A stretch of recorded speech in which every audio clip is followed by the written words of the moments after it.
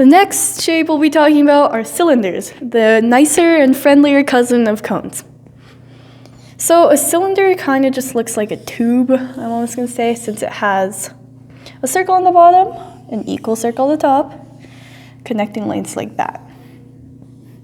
It's almost like what we had with the triangular prism and the rectangular prism but with the two side faces as circles instead of triangles or squares or rectangles. So with the cylinder shape, let's say once again that the height, or this side right here, is h. And the radius of the circle on the bottom and the top, since they should be the same if you do have a cylinder, as r.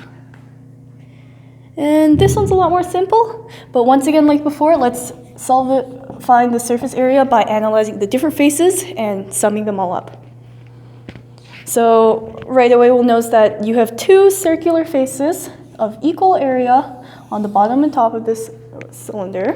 And all these have radius r, which we could find the surface area with a formula of pi r squared. And if you take away these circles and take this side piece right here, it's kind of hard to explain, but just imagine you have a cylinder with circle on the top, circle on the bottom, take away these two pieces, and you take the sides, just the sides of the cylinder right here. Then if you unravel it, you'll find that it's a very long rectangle like that. So you could kind of see how this shape would just wrap around these two circles to form the cylinder. So we want to find the dimensions of this triangle right here.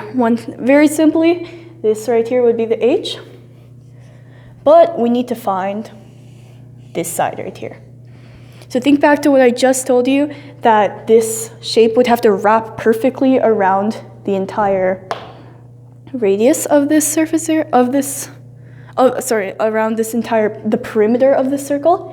And you'll think that this side right here is equal to p, or the perimeter of the entire shape of this circle.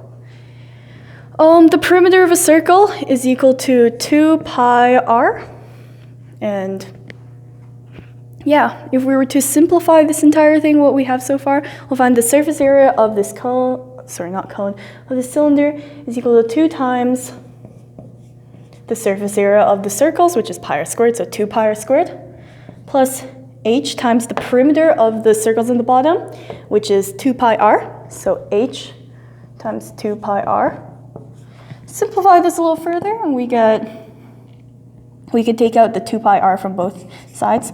2 pi r times r plus h as our final formula for the surface area of a cylinder.